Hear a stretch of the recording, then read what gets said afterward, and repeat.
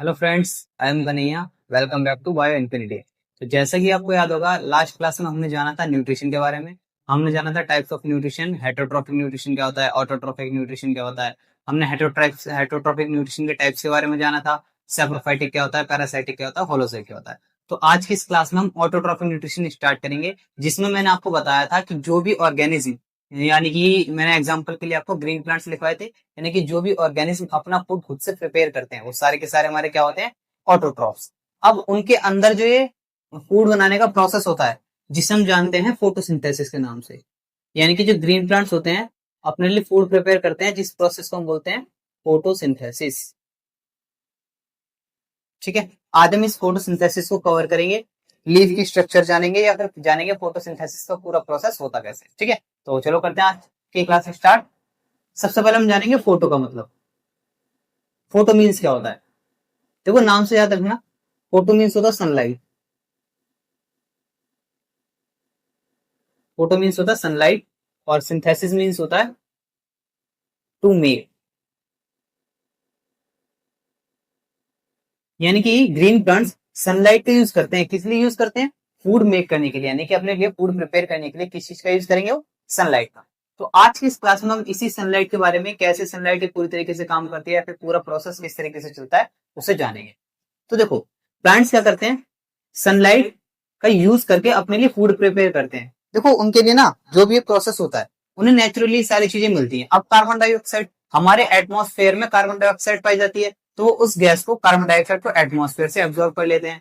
और उन्हें जो अगर वाटर चाहिए अपने फोटोसिंथेसिस के लिए ना, उन्हें एक बार मैं लिख देता हूँ क्या क्या चीजें चाहिए होती है फोटोसिंथेसिस में। Carbon dioxide, water and sunlight, chlorophyll. ठीक है। कार्बन डाइऑक्साइड तो उन्हें एटमॉस्फेयर से मिल जाती है, और वो वाटर को रूट के थ्रू, यानी कि अपनी जड़ों से, मिट्टी में से, सॉइल में से एब्जॉर्ब कर लेते हैं। ठीक है। कार्बन डाइऑक्साइड उन्हें एटमॉस्फेयर से मिलती है, वाटर को वो अपने रूट के थ्रू यानी जड़ों से एब्जॉर्ब कर लेते हैं। सनलाइट उन्हें एटमॉस्फेयर से मिल जाती है, उसे भी एब्जॉर्ब कर लेते हैं। अभी जो क्लोरोफिल दिख रहा है, इस क्लोरोफिल का काम है सनलाइट को एब्जॉर्ब करने का। यानी कि ग्रीन प्लांट्स के पास, मैंने आपको लास्ट क्लास में भी बताया था कि जो फोटोसिंथेसिस, ये जो ऑटोट्रॉफिक न्यूट्रिशन करते हैं, उनके पास क्लोरोफिल पाया जाता है। क्यों पाया जाता है क्लोरोफिल? क्योंकि क्लोरोफिल का सबसे जरूरी काम है सनलाइट को एब्जॉर्ब करना। ठीक है। तो जो भी प्लांट्स होते हैं हमारे ग्रीन प्लांट्स, उनके पास क्लोरोफिल इसीलिए पाया जाता है ताकि वो सनलाइट को एब्जॉर्ब करके अपने लिए फूड प्रिपेयर कर सके। ठीक है। अच्छा, एक बात और बतानी थी मेरे को आपको। जब मैंने आपको फर्स्ट क्लास में पढ़ाया था, जब मैंने इस लेक्चर की फर्स्ट क्लास ली थी इस चैप्टर की, तो मैंने आपको उसमें दो चीजें पढ़ाई थी, एनाबॉलिक रिएक्शन और कैटाबॉलिक रिएक्शन। आपको अगर थोड़ा बहुत याद हो एनाबॉलिक रिएक्शन क्या होती है, नहीं भी है तब भी मैं थोड़ा सा समझा देता हूँ यहाँ पे।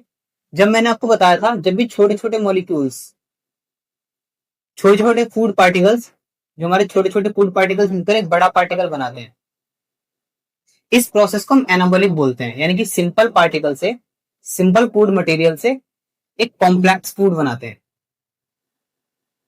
Complex food. और उस टाइम पर वो अपने फूड प्रिपेयर करने के लिए एनर्जी को एब्जॉर्ब करते हैं। यही बताया था मैंने आपको एनाबॉलिक रिएक्शन। तो हमारा फोटोसिंथेसिस भी एक एनाबॉलिक प्रोसेस है। एनाबॉलिक प्रोसेस कैसे हुआ? इसमें वो कार्बन डाइऑक्साइड को और वाटर को एब्जॉर्ब करके, अभी हम इक्वेशन में देखेंगे, कार्बन डाइऑक्साइड को और वाटर को एब्जॉर्ब करके अपने लिए ग्लूकोज प्रिपेयर करते हैं, अपने लिए ग्लूकोज बनाते हैं। और एनर्जी किस फॉर्म में एब्जॉर्ब करते हैं? वो सनलाइट के फॉर्म में, यानी कि सनलाइट को एनर्जी के फॉर्म में वो एब्जॉर्ब करते हैं। इसकी इक्वेशन हम लिखेंगे जब देखेंगे। अभी फिलहाल हम समझते हैं फोटोसिंथेसिस की डेफिनेशन। ठीक है। अब देखेंगे फोटोसिंथेसिस की डेफिनेशन।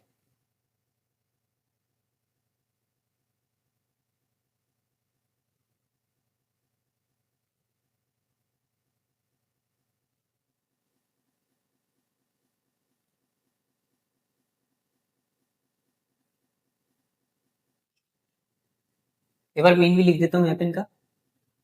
फोटो मीन्स होता है सनलाइट, सिंथेसाइज मतलब होता है टू मेक। अब देखते हैं इसकी definition.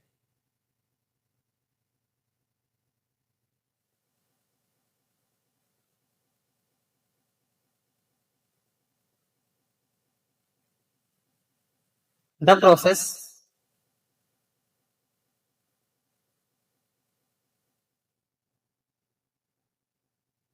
by which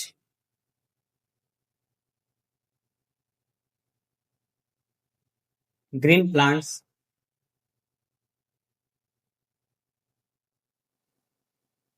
prepare their food from simple from simple inorganic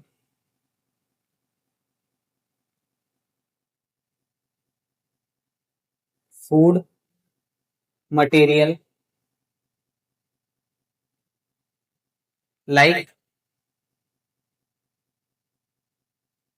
like carbon dioxide, water,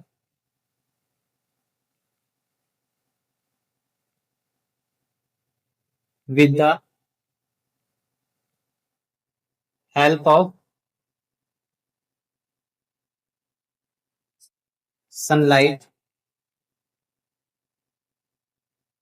and chlorophyll। ये तो भी सी डेफिनेशन। अब समझते हैं इसे। वो प्रोसेस जिसके थ्रू जो हमारे ग्रीन प्लांट्स होते हैं, जितने भी हरे पेड़ होते हैं, वो अपने लिए फूड प्रिपेयर करते हैं। और किसकी मदद से फूड प्रिपेयर करेंगे? Simple inorganic food material. कौन कौन से होते हैं हमारे simple food material? Carbon dioxide और वाटर, जो कि हमें नेचुरली मिल जाते हैं, यानी कि प्लांट्स को नेचुरली मिल जाते हैं। और किस किस की हेल्प चाहिए होती है फूड प्रिपेयर करने के लिए? सनलाइट और क्लोरोफिल की। यानी कि इन सारी चीजों से मिलकर वो अपने लिए फूड प्रिपेयर करते हैं, जिस प्रोसेस को हम जानते हैं फोटोसिंथेसिस के नाम से। अब एक बार इसकी इक्वेशन और देख लेते हैं।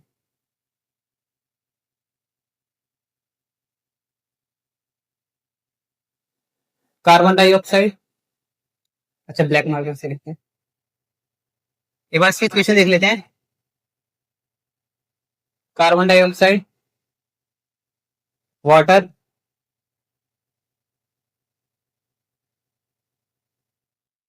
क्लोरोफिल, और क्लोरोफिल की हेल्प से एब्जॉर्ब करते हैं वो सनलाइट। इसके बाद बनाते हैं अपने फूड, जिसे हम बोलते हैं ग्लूकोज। यानी कि अपने फूड को किस फॉर्म में बनाएंगे? वो ग्लूकोज की फॉर्म। ठीक है, ग्लूकोज प्लस में ऑक्सीजन और प्लस वाटर। ये हमारी पूरी इक्वेशन है फोटोसिंथेसिस की। बैलेंस अभी मैं डायरेक्ट बैलेंस करके दिखा देता हूं आपको। बैलेंस सिखाऊंगा मैं आपको जब केमिस्ट्री का फर्स्ट चैप्टर पढ़ाऊं। प्लस 12H2O, 6O2 प्लस में 6 वाटर मोलिक्यूल्स। ये हमारी पूरी फोटोसिंथेसिस की रिएक्शन है। CO2 जिसको नहीं पता लिख लेना, कार्बन डाइऑक्साइड होता है।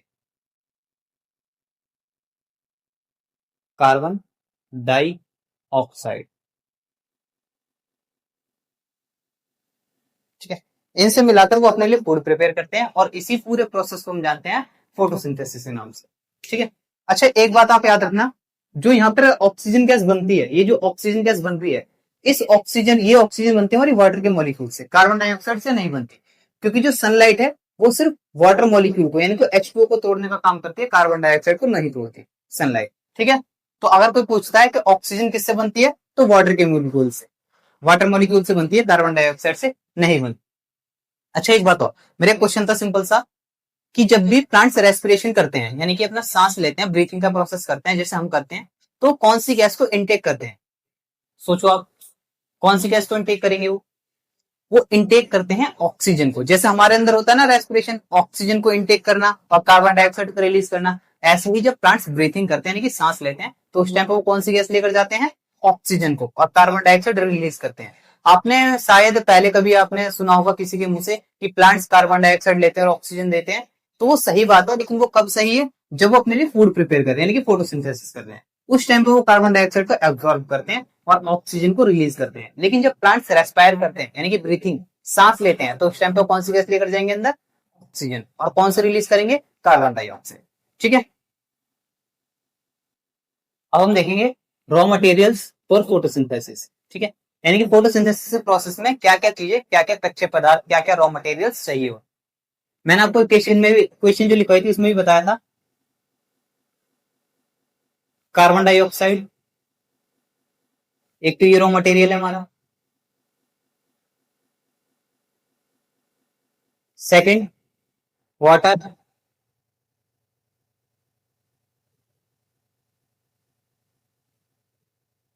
थर्ड है सनलाइट,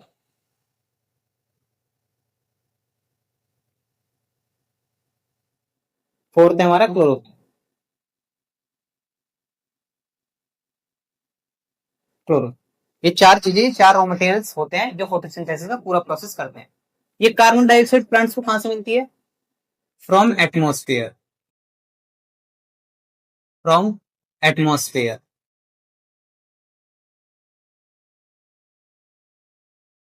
एब्जॉर्ब थ्रू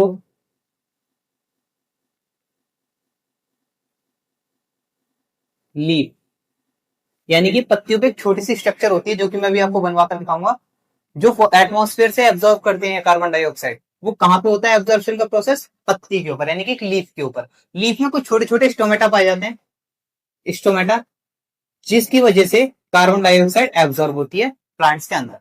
वाटर कहां से लेते हैं वो? Absorb through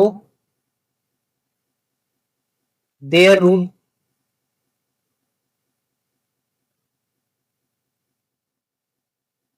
from soil by the process of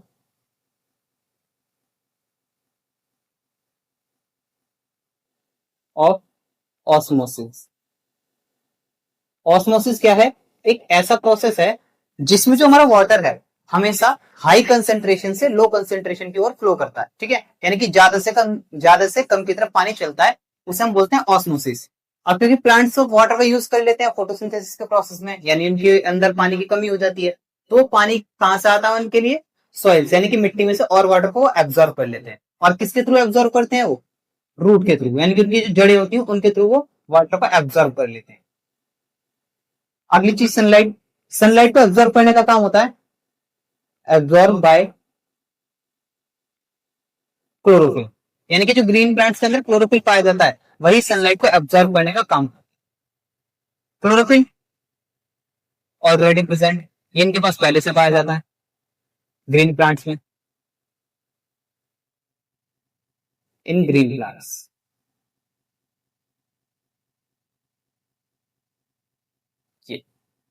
ये हमारे रॉ मटेरियल्स थे, यानी कि वो सारी चीजें हैं जो हमारी फोटोसिंथेसिस के प्रोसेस में हेल्प कर, ये हमें चाहिए ही चाहिए।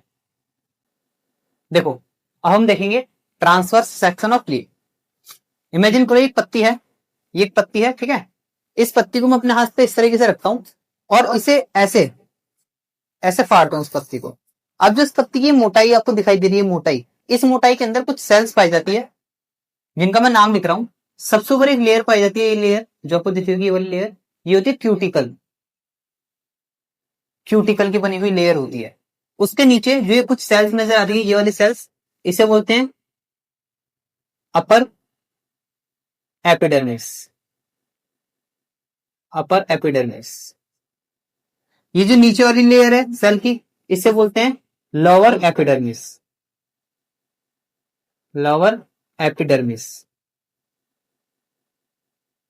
बीच में अपर एपिडर्मिस और लोअर एपिडर्मिस के बीच में जितनी भी सेल्स पाई जाती है, इन सारी सेल्स को मिलाकर हम बोलते हैं, इतना पोर्शन हमारा, ये पोर्शन कहलाता है हमारा मीजोफिल। मीजोफिल। अब इनमें भी कुछ अलग अलग नाम है, जैसे ये जो सबसे ऊपर ये वाली सेल दिख रही है, ये वाली, इन सेल्स को हम बोलते हैं पैलिसेड मीजोफिल। ये वाली जो सेल है इसे हम बोलते हैं स्पॉन्जी मीजोफिल। ठीक है, मीजोफिल के यहाँ दो टाइप होते हैं, एक स्पॉन्जी मीजोफिल और एक पैलिसेड मीजोफिल। और बीच में जो रेड वाला पोर्शन दिखाई दे रहा है, ये रेड वाला पोर्शन, ये रेड वाला पोर्शन, इसे हम बोलते हैं वास्कुलर बंडल। Vascular bundle. इस वास्कुलर बंडल में मेनली हमारी दो चीज आती है, ऊपर होता है जाइलम जो पूरे प्लांट के अंदर वाटर की सप्लाई करता है, और नीचे आता है फ्लोएम जो पूरे प्लांट के अंदर उसकी फूड की सप्लाई करेगा। तो दो चीजें पाई जाती हैं जाइलम में, वस्कुलर बंडल में, सॉरी, जाइलम प्लस फ्लोएम। नाम से याद रख लेना भी, बाकी मैं आपको ट्रांसपोर्टेशन में पढ़ाऊंगा। जाइलम में कुछ ये आ रहा है जय जैसा साउंड, जाइलम हिंदी के जय जैसा साउंड आ रहा है, तो ये जल की सप्लाई यानी कि वाटर की सप्लाई करता है प्लांट में। अब देखो वाटर एब्जॉर्ब तो रूट के थ्रू होता है, मिट्टी से जो रूट होती है वाटर को एब्जॉर्ब करती है, लेकिन उस वाटर की जरूरत पूरे प्लांट को होती है, तो पूरे प्लांट में सप्लाई का काम होता है जाइलम का। एक टिश्यू होता है जाइलम नाम का जो पूरे पेड़ में, पूरे प्लांट में सप्लाई करता है। फ्लोएम जो फूड है वो फूड बनता है पत्तियों के ऊपर, लेकिन जरूरत तो पूरे पेड़ को होती है, तो फूड की सप्लाई कौन करता है? फ्लोएम। एफ से फ्लोएम, वैसे तो पीएच से शुरू हो रहा है लेकिन कुछ फै का साउंड आ रहा है, तो फूड याद रख लेना। ये फूड की सप्लाई करता है और वो वाटर की सप्लाई करता है। ठीक है, ये होते हैं हमारे वास्कुलर बंडल्स। अब इसमें कुछ ये आपको दिख रहे होंगे, ये छोटे छोटे से जो मैंने बनाए, ये जो दिख रहे हैं इन्हें हम बोलते हैं स्टोमेटा। देखो ये डायग्राम आता है बोर्ड में, डायग्राम पूछा जाता है कि लीफ का ट्रांसवर्स सेक्शन बनाओ, और उसमें आपको ये डायग्राम बनाना है। और इसमें देखो ये जो छोटी छोटी सी बॉल्स दिखाई दे रही है मेरी, छोटे छोटे जो मैंने गोले बनाए हैं, इन छोटे छोटे गोलों को बोलते हैं हम क्लोरोप्लास्ट। क्लोरोप्लास्ट, इसी क्लोरोप्लास्ट के अंदर हमारी क्लोरोफिल देखने को मिलती है। इसी क्लोरोप्लास्ट में क्या देखने को मिलता है हमें? क्लोरोफिल, यानी कि फोटोसिंथेसिस का प्रोसेस इसी क्लोरोप्लास्ट के अंदर होता है। अब क्वेश्चन ये है कि अगर कोई पूछता है या पेपर में क्वेश्चन आता है कि हमारे जो क्लोरोप्लास्ट होता है वो सबसे ज्यादा कहाँ पाए जाते हैं? अपर एपिडर्मिस में, लोअर एपिडर्मिस में, पैलिसेड पैरेन्काइमा में, स्पॉन्जी पैरेन्काइमा में। तो आंसर होगा हमारा उसका पैलिसेड मेसोफिल, पैलिसेड पैरेन्काइमा भी बोलते हैं। ठीक है, तो पैलिसेड पैरेन्काइमा के अंदर मैक्सिमम नंबर ऑफ क्लोरोप्लास्ट यानी कि बहुत ज्यादा मात्रा में क्लोरोप्लास्ट पाए जाते हैं। स्टोमेटा कहाँ होते हैं? हमारे लोअर एपिडर्मिस के पास में बहुत सारे स्टोमेटा पाए जाते हैं। ठीक है, तो ये था हमारे ट्रांसवर्स सेक्शन ऑफ लीफ। ये जो हमारा स्टोमेटा है इसका काम क्या है? जब भी ऑक्सीजन और कार्बन डाइऑक्साइड की एक्सचेंज होता है, यानी कि एटमॉस्फेयर से ऑक्सीजन एब्जॉर्ब करना या फिर कार्बन डाइऑक्साइड एब्जॉर्ब करना, तो प्लांट इसी स्टोमेटा का यूज करके उसे एब्जॉर्ब करते हैं। ठीक है, और सनलाइट कहां पे एब्जॉर्ब होगी? जहां पे क्लोरोफिल होगा, यानी कि क्लोरोप्लास्ट के अंदर। फोटोसिंथेसिस का पूरा प्रोसेस भी इसी अंदर यानी कि क्लोरोप्लास्ट के अंदर होता है। यहां मैं लिख देता हूं क्लोरोप्लास्ट। क्लोरोप्लास्ट के अंदर क्या होता है? Complete process of photosynthesis, complete process of photosynthesis, या कंप्लीट फोटोसिंथेसिस लिख देते हैं डायरेक्ट। कंप्लीट फोटोसिंथेसिस हमारा कहां होगा? क्लोरोप्लास्ट के अंदर। और क्लोरोप्लास्ट जो सबसे ज्यादा मात्रा में कहां पाए जाएंगे?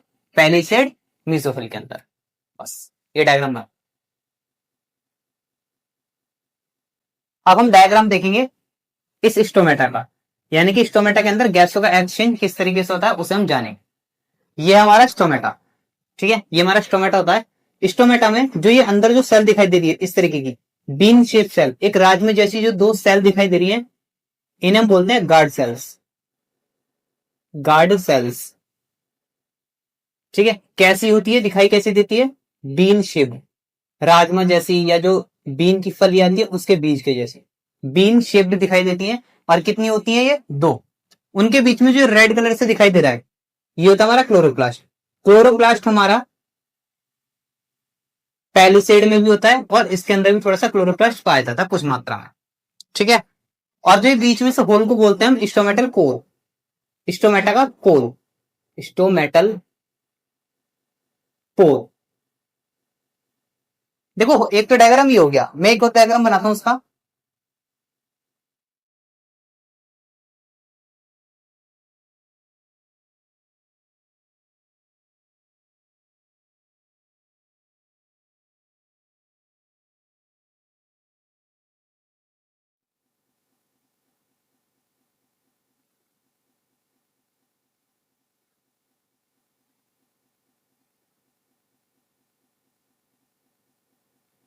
ये हमारा क्लोज्ड स्टोमेटा है, क्लोज्ड है, बंद है। ये हमारा ओपन स्टोमेटा है। ओपन कब होगा? ये स्टोमेटा ओपन होता है डे टाइम में। नॉर्मल प्लांट्स के अंदर डे टाइम में स्टोमेटा ओपन होता है, और क्लोज्ड ये जब भी फोटोसिंथेसिस नहीं करता, यानी कि हम नाइट कह सकते हैं, नाइट में स्टोमेटा क्लोज रहता है। अब देखो ऐसा होता क्या, पहले से पहले एक बात समझो, जो स्टोमेटा की अंदर वाली वॉल होती है, अंदर वाली वॉल, ये अंदर वाली वॉल थोड़ी थिक होती है, थोड़ी सी मोटी वॉल होती है, जबकि जो बाहर वाली वॉल होती है वो थोड़ी सी पतली होती है। इसके पास में जो सेल्स पाई जाती हैं, ये सेल्स इन्हें हम बोलते हैं एपिडर्मल सेल्स। एपिडर्मल सेल्स, इन एपिडर्मल सेल्स के अंदर पाया जाता है बहुत ज्यादा मात्रा में पानी, जो कि मिट्टी से आता है, वाटर एब्जॉर्ब करता है। जो हमारी रूट है वो वाटर एब्जॉर्ब करेंगी और एपिडर्मल सेल के पास वो वाटर आ जाएगा। अब होता क्या है, दिन के समय में क्योंकि प्लांट्स को करना होता है फोटोसिंथेसिस, तो उस टाइम पे ये एपिडर्मल सेल पानी को, अभी देखो स्टोमेटा क्लोज है, रात के समय स्टोमेटा हमारा बंद है, तो जो हमारी ये है कौन सी सेल, एपिडर्मल सेल, ये एपिडर्मल सेल, ये सेल क्या करेगी, पानी को इसके अंदर, जो हमारी गार्ड सेल्स थी, ये जो गार्ड सेल्स दिखाई दे रही है, इनके अंदर पानी को भेजने लगी। और जैसे ही पानी इसके अंदर जाने लगेगा ये फूल जाएगी। अब ये सिकुड़ी हुई है, फूलने से क्या होगा, देखो अंदर की दीवार तो इसकी थिक है, अंदर की तो कैसे भी नहीं हिलेगी, लेकिन बाहर की जो दीवार होती है वो थोड़ी इसकी स्ट्रेच हो जाती है, यानी कि थोड़ी खींची जाती है, जिसकी वजह से ये ऐसे इस तरीके से मुड़ जाती है सेल। ठीक है, जैसे ही इसके अंदर पानी आएगा, यानी कि अब इसके अंदर क्या आ चुका है, वाटर, पानी आने की वजह से स्टोमेटा हमारा ओपन हो जाता है। पानी कब, जो हमारा स्टोमेटा कब ओपन होगा, ड्यू टू वाटर, वाटर की वजह से क्या होगा, जो गार्ड सेल्स होती हैं, गार्ड सेल्स आर टर्जिड, यानी कि खींची जाएंगी गार्ड सेल्स, गार्ड सेल्स हमारी खींची जाएंगी वाटर के आने की वजह से। अब जैसे ये वाटर आएगा, जिसकी वजह से गार्ड सेल्स इसे खुल जाएंगी, मतलब बीन शेप ले लेंगी, तो इनके बीच में जो ये होल बन जाता है, ये जिसे हम स्टोमेटल पोर बोलते हैं, इसी के अंदर से कार्बन डाइऑक्साइड डे टाइम में अंदर जाती है। ठीक है, तो ओपन होने पे क्या होता है, कार्बन डाइऑक्साइड एंटर करती है, और किस लिए एंटर करती है, फॉर फोटोसिंथेसिस, यानी कि फोटोसिंथेसिस का प्रोसेस करने के लिए दिन के समय में स्टोमेटा ओपन होता है, और इसमें से कार्बन डाइऑक्साइड नाम की गैस स्टोमेटल पोर के अंदर जाने लगती है, यानी कि पत्तियों के अंदर जाने लगती है।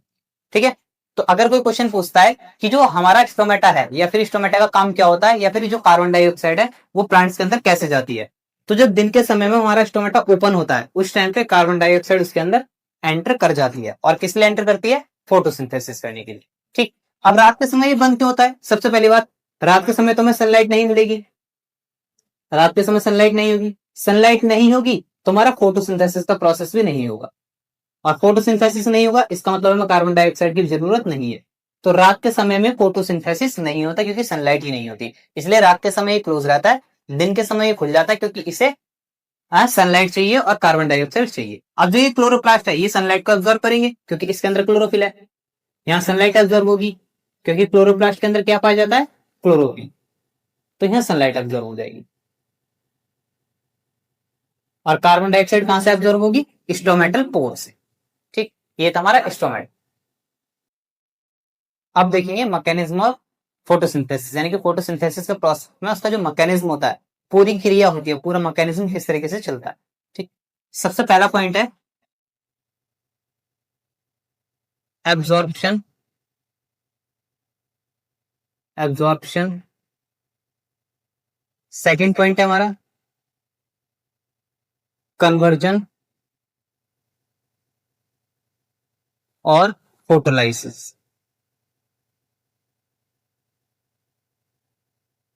थर्ड पॉइंट है रिडक्शन ऑफ कार्बन डाइऑक्साइड। ठीक, देखो एब्जॉर्प्शन किस चीज का होता है, अभी हमने जाना था कि प्लांट्स के अंदर क्या क्या चीजें ऑब्जर्व होती है, सबसे पहली चीज जो ऑब्जर्व होती है वो होती है कार्बन डाइऑक्साइड। ठीक है, ऑब्जर्व होती है, और क्या ऑब्जर्व होती है, सनलाइट, और क्या ऑब्जर्व होता है हमारा, वाटर। ठीक, देखो कार्बन डाइऑक्साइड, जो हमारी कार्बन डाइऑक्साइड होती है वो कहां से ऑब्जर्व होती है, फ्रॉम एटमोस्फेयर, एटमोस्फेयर से हमारी सनलाइट आती है, एटमोस,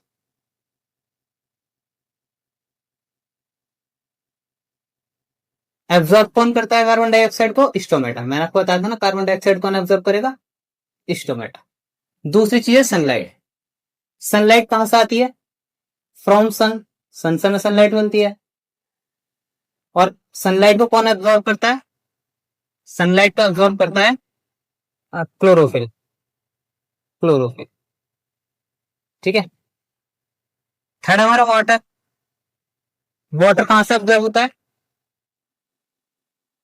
फ्रॉम सॉइल, और एब्जॉर्ब करता कौन है? रूट्स, यानी कि पेड़ की जो जड़ें होती है वो उस वाटर को एब्जॉर्ब करती है मिट्टी में से, सॉइल में से। कन्वर्जन किस चीज का होता है? कन्वर्जन देखो, जो हमने सनलाइट एब्जॉर्ब करी थी, सनलाइट, सनलाइट हमारी क्या होती है? सनलाइट हमारी लाइट एनर्जी। सनलाइट क्या है हमारी? Light energy. तो लाइट एनर्जी को फोटोसिंथेसिस के लिए केमिकल एनर्जी में बदला जाता है, केमिकल एनर्जी।